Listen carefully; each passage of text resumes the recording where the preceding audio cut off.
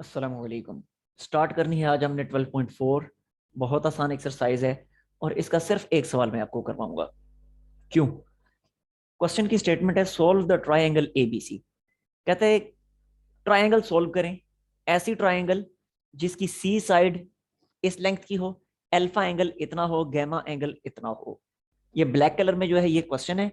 आगे blue colour में जो मैंने लिखा है इसको मुकम्मल तौर पे डिग्री को मैंने पॉइंट्स में कन्वर्ट करके लिख दी है, क्योंकि ये डिग्री और मिनट्स में था, डिग्री और मिनट्स में था। सो कंप्लीटली उसको डिग्री में कन्वर्ट करके मैंने लिख दिया बाय यूजिंग कैलकुलेटर।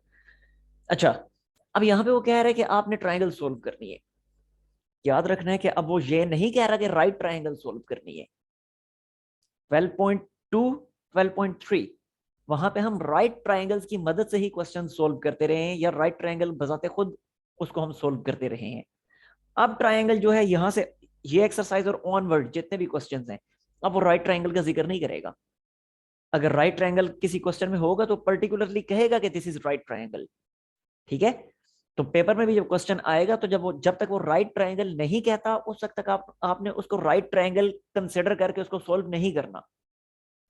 अब ये बात आपने अच्छी तरह माइंड में बिठा लेनी है कि अब क्योंकि ट्रायंगल्स राइट ट्रायंगल्स नहीं है, तो अब ना तो हम पैथागोरस थ्योरम यहाँ पे यूज कर सकते हैं, ना ही हम साइन कोस टेन यूज कर सकते हैं। क्योंकि पैथागोरस थ्योरम और sine cos tan secant cosecant cot, ये ट्रिग्नोमेट्रिक रेशियोज जो हैं, ये सिर्फ राइट ट्राइंगल के लिए होती हैं। ये हर तरह की ट्राइंगल के लिए नहीं होती। अब क्योंकि ट्राइंगल राइट नहीं है, सो अब हम sign cos ten ratios use नहीं कर सकते। साइन कोस टेन रेशियोज के जरिए अब हम एंगल्स या साइड्स फाइंड नहीं कर सकते। समझ आ गई बात की? अच्छा, अब फिर हम करेंगे क्या जब ट्राइंगल राइट ना हो? तो अब हम ट्राइंगल कैसे सोल्व करेंगे? मतलब उसके कहने का ये है, ट्राइंगल सोल्व करने का मतलब ये है कि रिमेनिंग साइड्स और रिमेनिंग एंगल्स अपने फाइंड करने हैं। तो फिर हम करेंगे क्या? तो अब जब राइट ट्राइंगल ना हो तो इसके लिए फिर हमारे पास तीन किस्म के लॉज हैं: law of science, law of cosines and law of tangents. Law of science आपके सामने मैंने बोर्ड पे लिख रखा है, समझाता हूं अभी। लॉ ऑफ कोसाइंस और लॉ ऑफ टेंजेंट्स क्योंकि यहाँ यूज नहीं हो रहे, वैसे तो ये क्वेश्चन लॉ ऑफ कोसाइन से भी यूज हो जाते हैं, लेकिन law of science simplest law है जिससे हम इन क्वेश्चंस को सोल्व कर सकते हैं, तो लिहाजा यहाँ पे सिर्फ लॉ ऑफ साइंस में आपको बता रहा हूँ। Law of cosines tangents next exercises में हम देखेंगे। अच्छा, जरा देखें लॉ ऑफ साइंस है क्या।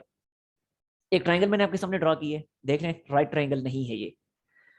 इस ट्राइंगल को नाम दे दिया ए बी सी का। तरतीब का ध्यान रखना है। ए पे बनने वाला एंगल हमेशा अल्फा कहलाएगा, बी कॉर्नर पे बनने वाला एंगल हमेशा बीटा कहलाएगा, और सी कॉर्नर पे बनने वाला एंगल हमेशा गैमा कहलाएगा। एक और बात, अल्फा एंगल के जो ऑपोजिट साइड होगी, ये साइड, इसको स्मॉल ए से डिनोट करेंगे। बीटा एंगल की जो ऑपोजिट साइड होगी उसको स्मॉल बी से डिनोट करेंगे, और गैमा एंगल के जो ऑपोजिट साइड होगी उसको स्मॉल सी से डिनोट करेंगे। तो अब फिर इसके लिए law of cosines, sorry law of sines, ये आपके सामने लिख रखा है मैंने। A by sine alpha, B by sine beta, C by sine gamma.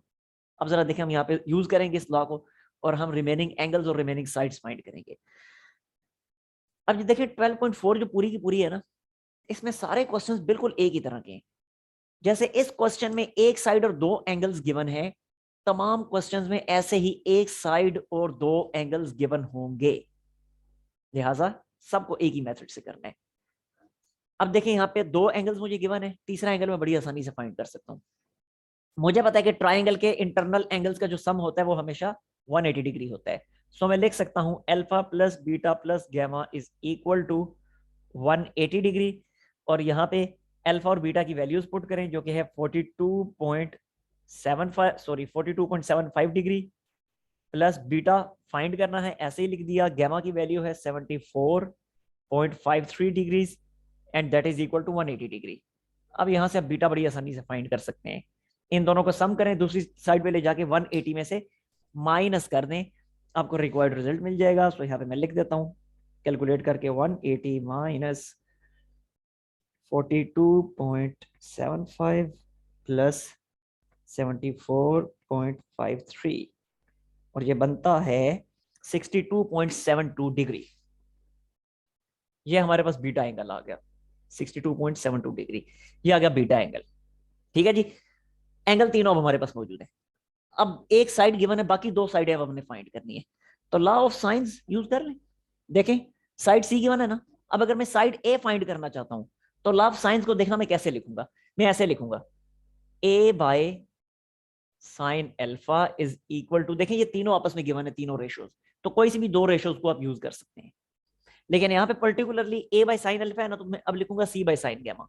अब यहाँ पे B by sine gamma, B by sine beta में नहीं लिख सकता, अभी मैं बी बाय साइन बीटा इस जगह पे नहीं लिख सकता। वजह उसकी ये है कि ए तो पहले ही अननोन है, अब अगर ये मैं लिख देता हूँ बी बाय साइन बीटा तो बी भी अननोन, फिर मैं फाइंड क्या करूंगा, ठीक है। तो इसलिए मैं सी बाय साइन गैमा लिख रहा हूँ क्योंकि सी नोन है, सी की वैल्यू मुझे पता है, इसलिए मैंने सी वाली रेशो यहाँ पे लिखी है। अब इसको यूज करके बड़ी आसानी से मैं ए साइड फाइंड कर सकता हूँ, तो यहां मैं लिख देता हूँ A is equal to sine alpha sine gamma into C, ठीक हो गया। वैल्यूज पुट कर दें, no equals to A alpha sine alpha, alpha की वैल्यू है 42.75 डिग्री, सो ये मैंने लिखा sine of 42.75 degree divided by sine of gamma की वैल्यू है 74.53 डिग्री, तो 74.53 डिग्री और ऊपर मल्टीप्लाई हो रही है सी की वैल्यू, अब सी की वैल्यू क्या है 16.1, ठीक है। इसको सिंप्लीफाई कर लीजिएगा कैलकुलेटर से, आपको आंसर मिल जाएगा। ऐसे अब अगर बी फाइंड करने, बी साइड अब रह गई है ना, तो अब ये यूज कर लें, इन दोनों को यूज कर लें, या फिर अब ए यहां से मिल चुका होगा तो अब इन दोनों को भी अब यूज कर सकेंगे, ठीक है। मैं अब इन्हीं दोनों को यूज कर लेता हूं, तो अगेन मैं लिखता हूं law of science, law of science again यहां भी लॉ ऑफ साइंस, सो ये मैंने लिखा बी साइड फाइंड करनी है तो B by sine beta is equal to C by sine gamma, and I don't think कि अब ये आपके लिए किसी किस्म का कोई मसला है। अब आप वैल्यूज पुट कर लीजिएगा और आंसर फाइंड कर लीजिएगा, मल्टीप्लाइड बाय सी ले भी, बस बीटा की वैल्यू भी है, गैमा की भी है, सी की वैल्यू भी है, सारी पुट करें साइड बी आ जाएगी, एंड दैट्स ऑल। तो इस तरीके से पूरी एक्सरसाइज आपने कर लेनी, सारे सवाल इसी तरह बिल्कुल ऐसे ही हैं, दो दो एंगल्स गिवन है, एक एक साइड गिवन है, तो ऐसे ही पहले आप करेंगे alpha plus beta plus gamma equal to 180, जो भी अननोन एंगल होगा वो अननोन एंगल फाइंड कर लें, and then law of sines की जो भी अप्रोप्रिएट फॉर्म बनेगी इनमें से वो आप यूज कर लीजिएगा, ठीक हो गया जी। अब मैं स्टार्ट करता हूँ नेक्स्ट टाइम 12.5। अल्लाह हाफिज।